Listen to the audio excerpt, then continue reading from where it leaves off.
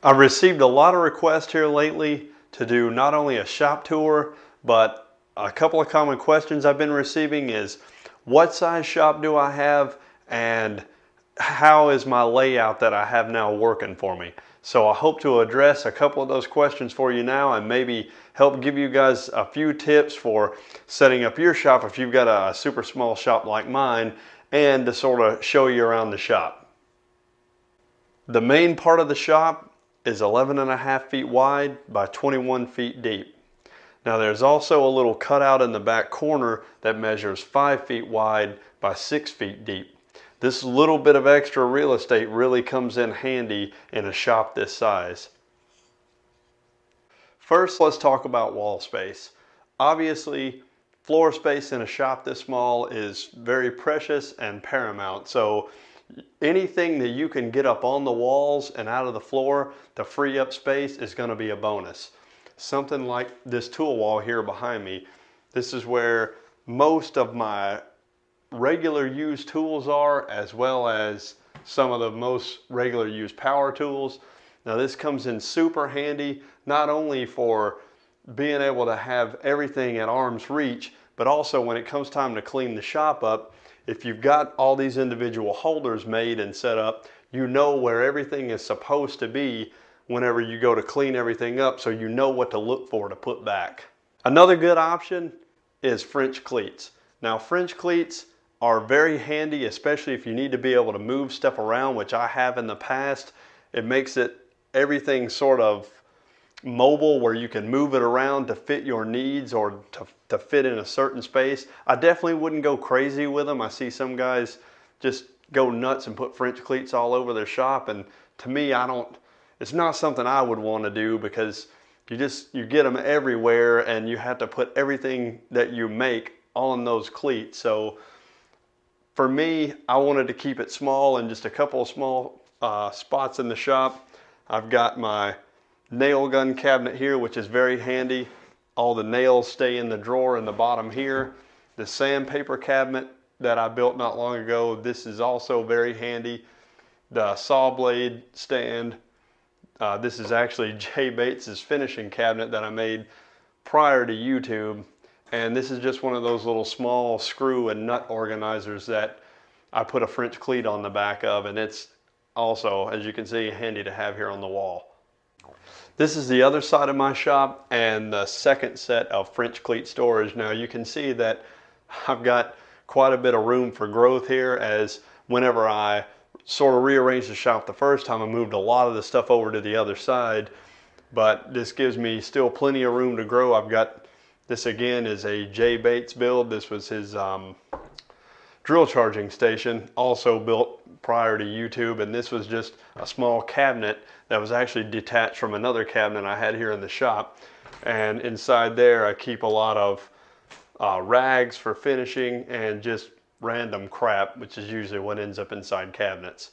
That's typically why I don't care that much for cabinets in a shop, but that's another story for another day, I guess. This cabinet here that you see behind me is actually on the wall opposite to the garage door, which leads into the shop.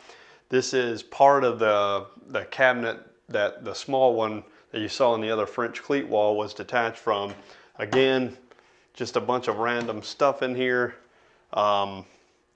Just router bases and just whatever kind of mess, some random clamps, trash bags, all sorts of mess ends up in there. And on top of it, as you know, in most small shops, any horizontal space gets used up. So I've just got different clamps and some towels, and I think there are some dowel rods up here and just some other random stuff. Now what you see behind me here is the sheet goods rack that I built here on YouTube.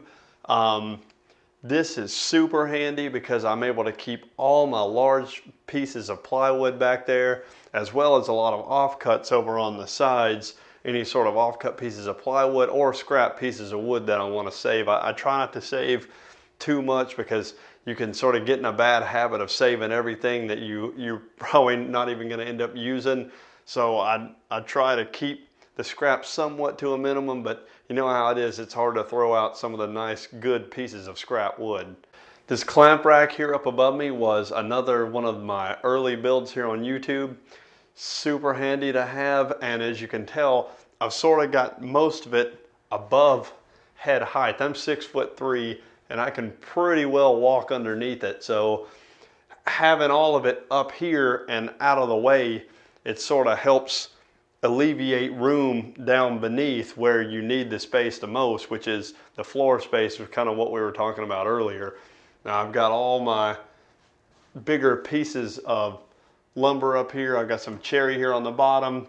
This is some red oak, and I believe some white oak behind it. In the front here is actually some pieces of poplar from a pallet, and I've got some maple and different scrap pieces of trim and stuff up at the very top. Now for the floor space of the shop.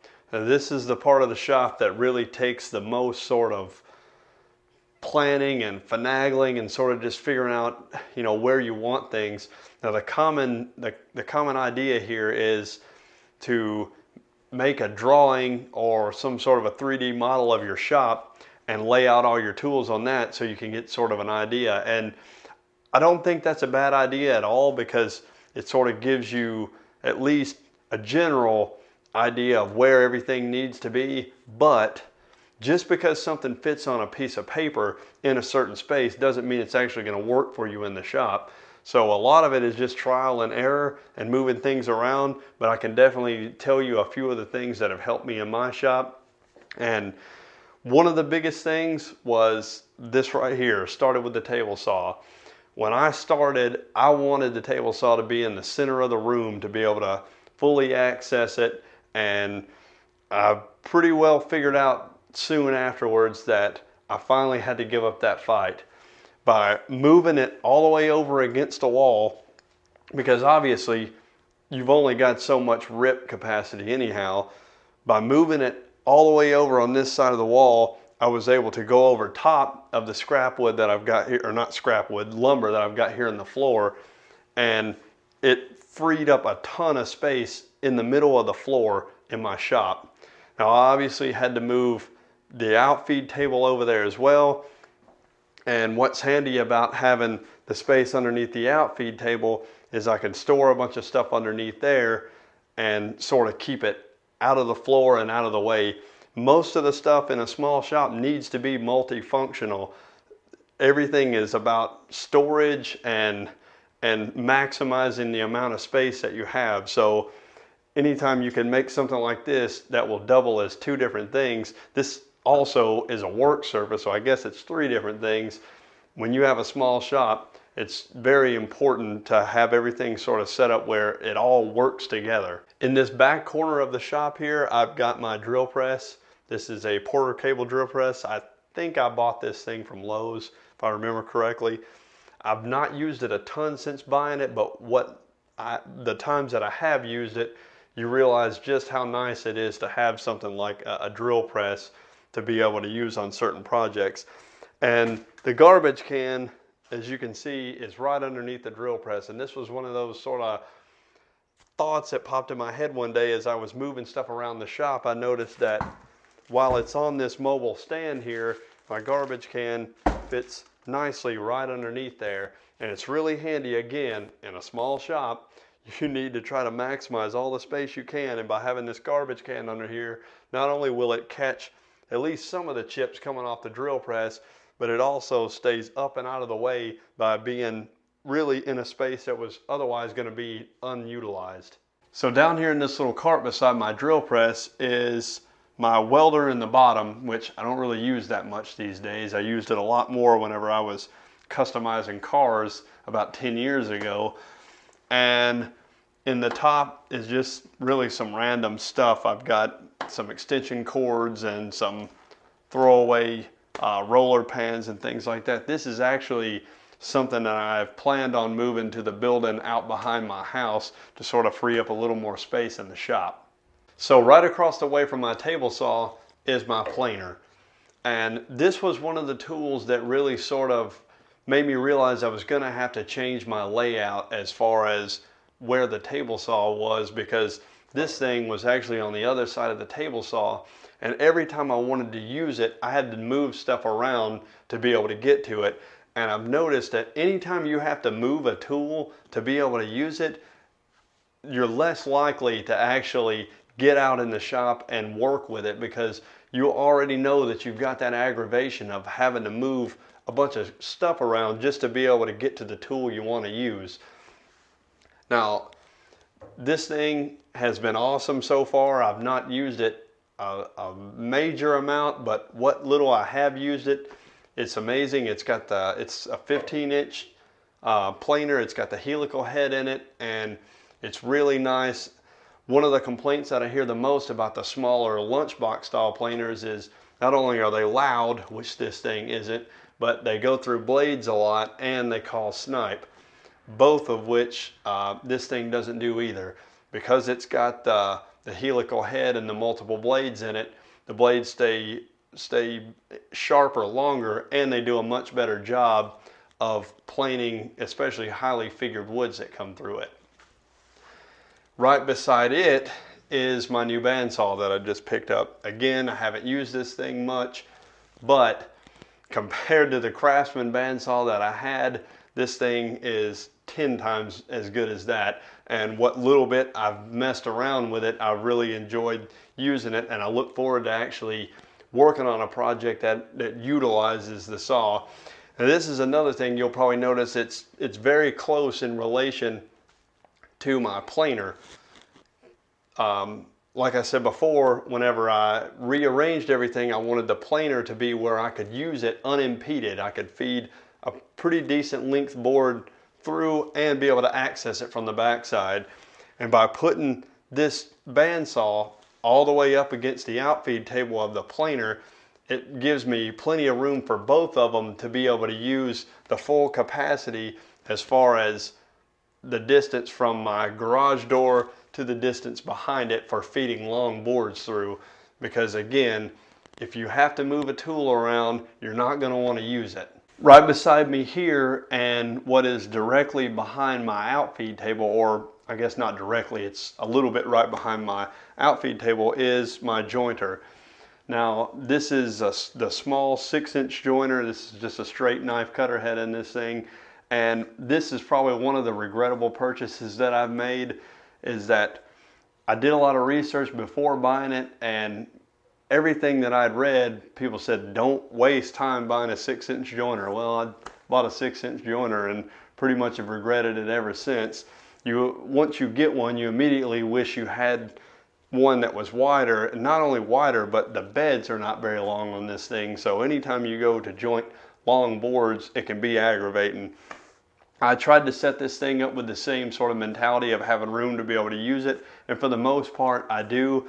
But this one really isn't that bad if you do have to move it around. One of the pluses of this thing being so small and having the built-in mobile base is it's pretty easy to just kick the wheel up here on the bottom and move it around to where you need it. So directly in front of my sheet goods rack is this Cyclone dust collector. This is one of the smaller units I think that Grizzly offers, and for the most part I've been pretty happy with it. One of the things that I probably should have done from the very beginning was piped in a dedicated dust collection line to most of the tools to be able to hook it up to, because it's a little bit annoying having to move this around to every tool in the shop, because that's basically what I'm doing now. I've got this dust right hose on it, which by the way does not retract like they say it does. But I have to move this around to every tool, but I guess for the most part it does what it's supposed to do. As long as you're paying attention, it's pretty easy to empty out the little container because it's on wheels as well. And the only thing that usually gets me in trouble is when I'm either planing or jointing and not paying attention, because it creates so much chips, and if you're not careful, you'll end up overfilling the canister here and it all starts blowing into the overflow bag. At the far end of the shop, opposite of the garage door, and underneath this cabinet obviously, is my Incra Router setup. Now this is the LS, I think 25 system or whatever, and it's really handy to use. But one of the things that I sort of wished I had done was just went ahead and bought this system to fit onto the table saw, instead of having this this router cabinet or whatever to move around, because not only does it take up space that I don't really have in such a small shop, but also quickly after using the Incra system, I realized that I would like to also have that same sort of setup on the table saw. So if I had to do this over again, I probably would have just bought the system for the table saw in the beginning and put the router setup in one of the extension wings, because again, this thing just takes up space in here, and it actually takes up a pretty large footprint. That's why most of the time when I'm not using it, it just sort of stays up against the wall and underneath this cabinet here. So underneath the router table here is some just loose junk, as you can tell. This is actually, I'd planned on building a cabinet to go in here to house all of the router accessories and bits and extra, just anything that goes with the router stuff. But as you can see, I haven't built that yet. And under here is the clean sweep system that actually goes with this for, it's supposed to be a much better dust collection. Haven't hooked that up yet. And I've got an Incra miter gauge and crosscut sled that, again, I haven't even taken out of the box yet. So I reserved the biggest part of my shop floor space for the Mft table. Now, normally this would be considered just a luxury item, because if you've already got a table saw and crosscut sleds, then you can do a lot of your cross cutting and ripping obviously at the table saw. But for me, I wanted to be able to more easily and safely, with better results, cross-cut sheet goods, and that's exactly what this thing does, and that's mostly what I use it for, as well as to be able to cut angled, you know, like multiple angle cuts on sheet goods and have a nice clean cut. Now, I haven't actually used that function yet, but I can imagine that it's going to be really nice with this, because you've got the stops and you've got the setups. Now, obviously, if you were very, very limited for space in your shop, you could probably get away with just having this and not even have a table saw, or like a traditional miter saw, which most people use just to cross cut pieces with. You could just use this and not only do all your cutting here, but because it has the dog holes, and if you get something like the clamps here, be able to clamp pieces down and do maybe some small hand tool work and stuff like that. Now, this thing is not the most stable in the world. It's sort of, because it's on these 4 small legs, it moves around fairly easily, so not going to be able to do any heavy hand tool work on it, I guess, unless you were to build a base for it. But for being in a pinch, or if you're in a really small situation, this thing is really handy. You can also fold it up if you need to move it out of the way, and that's usually what I do if I want to access the router table, is I'll just pick it up, fold the legs up, set it up against the wall, and roll my router table out into this open section here. So right underneath the Mft table for now, I've got these cabinets that I started building a long time ago that I still haven't finished yet. These were built prior to YouTube, and for whatever reason, just stopped working on them. This is one of those stalled projects that just sort of got pushed to the side. As a matter of fact, most of them still don't even have drawer bottoms underneath. And I really need to finish that up, get some drawer bottoms in them so I can maximize, obviously, as I've been talking through the whole video, maximize my space in here and use this organization that's basically just being wasted. I've given some thought to making a base for the bottom and making them mobile around the shop, and maybe putting a top on each one of them separately and having like 2 separate tool holders, maybe putting the oscillating spindle sander on one of them and some other tool on the other one, and just having them mobile. I figure that would be pretty handy. Plus, with these things sort of being stationary, whenever I want to move the Mft table, I have to slide them out of the way to be able to use my router table. So it'd be much handier if they were on casters and moved out into the shop somewhere. So right underneath the tool wall here, I've got my parallel clamps just sort of stacked in the floor. This has been kind of a long overdue project to make a clamp rack for these, to get them up on the wall and out of my floor space, which we've been talking about through the whole video is very important. So this is one of those things that I need to get done and get these things up out of the floor, because It's pretty annoying when you're walking through here and you bump into one of them and you knock them all over like a stack of dominoes. That's pretty aggravating. So to have them up on the wall and out of my floor would be very handy. Now over here in this little space, sort of behind the planer, just stacked in the floor are a couple of the sustainers that I have for my Festool stuff. One of these, the bottom one, is actually the one that the domino come in, and the top is for, I think, just, yeah, assorted dominoes and stuff for the domino joiner. And I should probably have a little better place to keep those, but for now, I'm just setting them in the floor because that space is really nothing I can do with it at this point in time, so it's a good place for them in my eyes. So last but not least, we're here back at the tool wall. Now, as for the power tools that are up here in the upper cubbies, on the far end, this is a 1 3/4 horse Bosch router. Right beside it is the little compact trim router that Bosch sells. This is my track saw, Forstner bits, I believe. This is a cheap Craftsman, what do you call those things? Oscillating tool, I believe is what it's called. Here is the domino. This is some of the dust right hose that Rockler sells. This is a Porter cable belt sander and my biscuit cutter and my cheapo Black & Decker jigsaw that also needs to be replaced. So I hope this helps some of you out there and gives you all a better idea of what's in my shop and what works for me and what doesn't, and maybe what works for you in the future as far as setting up your shop.